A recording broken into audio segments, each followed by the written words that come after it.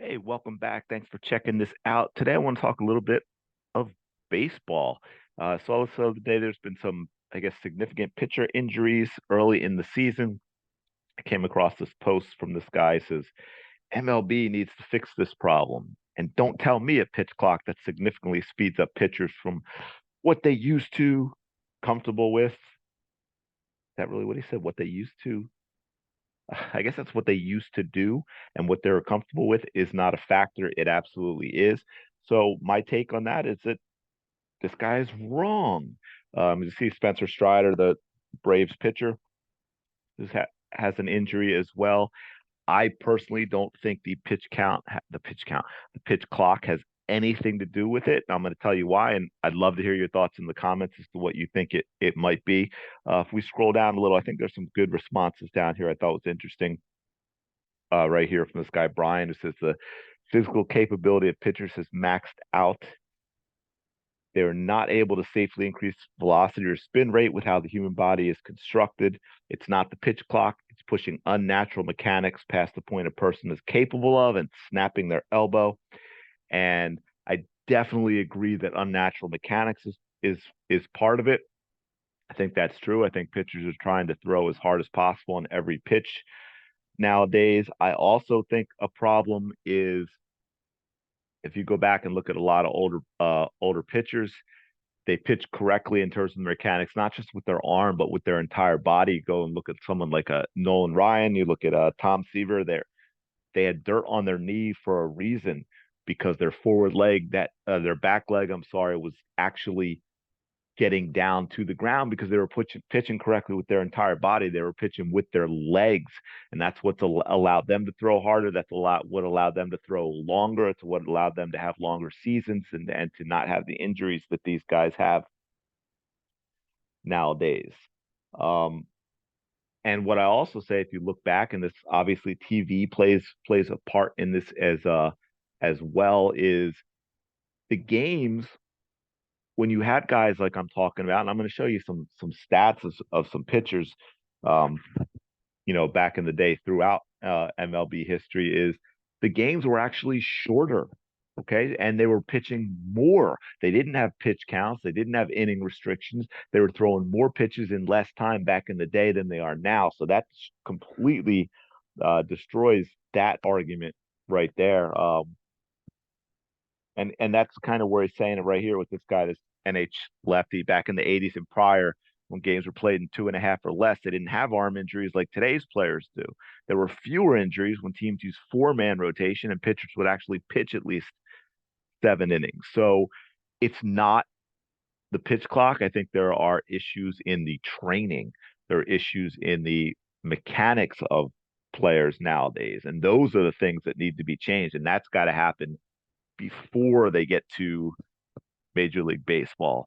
Um, I also don't think the you can compare the radar guns. I think they pumped them up a little. It's not, but pitchers are still maxing out their velocity, whereas back in the day they were actual pitchers and they threw different pitches and they would pump it up when they really needed to, but they would throw effectively 92, 93, 94 because they would change location, they would change speed even on their fastball. Right, there's a guy I think one of the last guys to be really good at that who had a long career was a guy named Jamie Moyer, who I know from his time in the Phillies, but he had a long career on multiple teams, but he was never a hard thrower. But he disguised things really well, and he might throw a fastball that's only 88 or 89, and then he'd throw a changeup that's 65, right? And you don't know you couldn't barrel up because of the timing. But I want to go back and I want to go through, and I think we'll start with the ultimate. There's an award named after him. If you look at somebody like Cy Young and his stats, he pitched, what was it, 22 years. This guy won 511 games. I don't know if you'd be able to read this, but I'll read out some of them to you. 511 wins, 22 years. The last 2 years were a little but even in his last 2 years, which were not so great, the guy, I mean, even in his last year, he started 36 games and he completed 24 of them. I mean, look at some of these numbers. Innings pitched, 423, 453, 422, 408, 369, 414, 335, 377. And it goes on like that for a long time. He threw 7,300 plus innings. Okay. He started 749 games. I'm sorry, he started 815 games and completed 749 games. This is insane. I mean, his starts were 46, 49, 46, 47, 40, 46, and on like that. Complete games 43, 48, 42, 44, 36, 42. It's insane. Nowadays, a pitcher pitches 200 innings and he's a workhorse. A workhorse.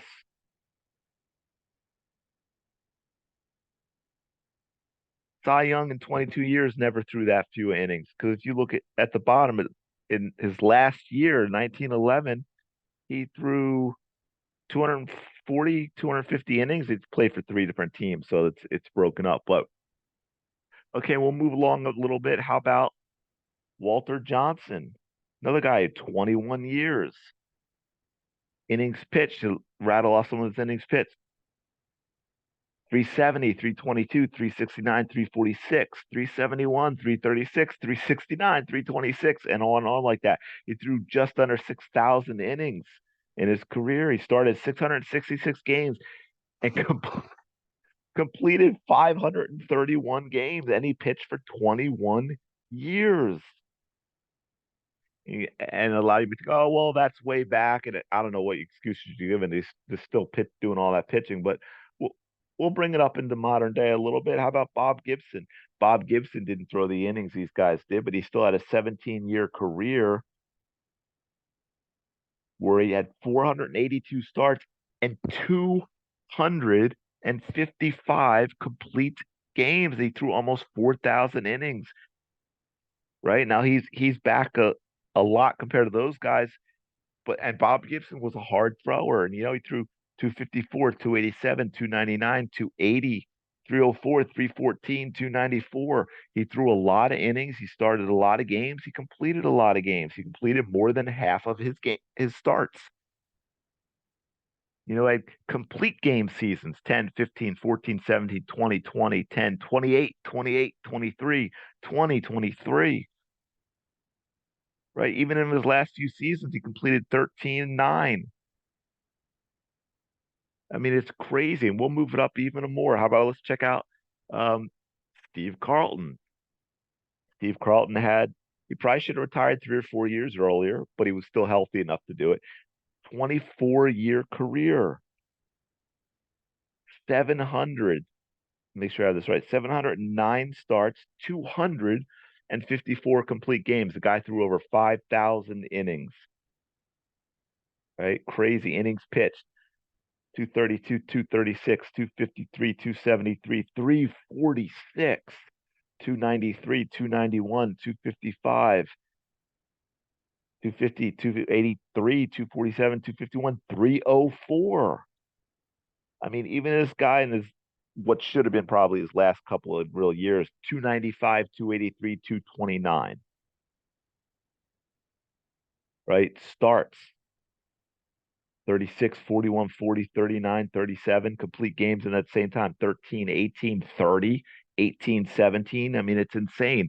I'm gonna go one more. Might be getting tired of this, but I'm really trying to make a point of what it used to be and why it's not the pitch clock. Because again, these guys did it in games that didn't last as long.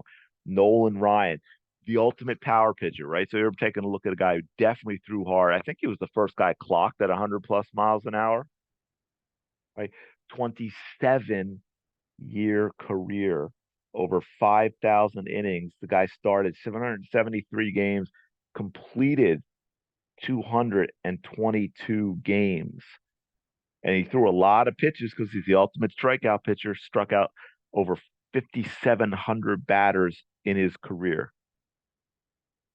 Innings 284, 326, 332, 284, 299. I mean, the guy threw a lot of innings, started and completed a lot of complete games, not starts, complete games 20, 26, 26, 10, 21, 22, 14, 17. Didn't complete as many as later in his career, but again, it was a 27-year career.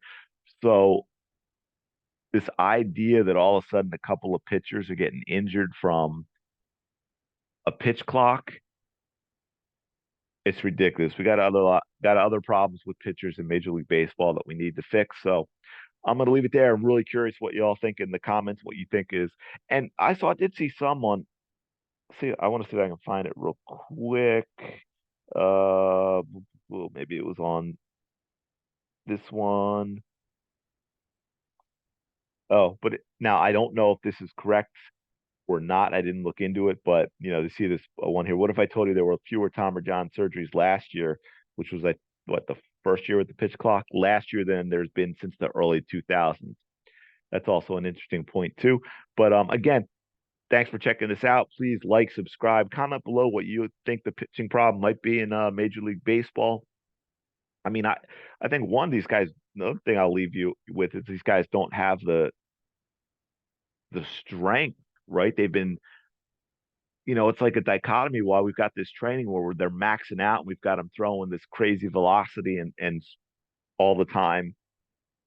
We're not building them up to withstand any type of workload because we're protecting them so much with pitch counts and innings and all that stuff that starters just don't have it in them to go more than 5 innings or 100 pitches. It's crazy. But once again, I'm gonna leave it there. Thanks for listening. Like, subscribe, follow, all that great stuff, and I will talk to you later.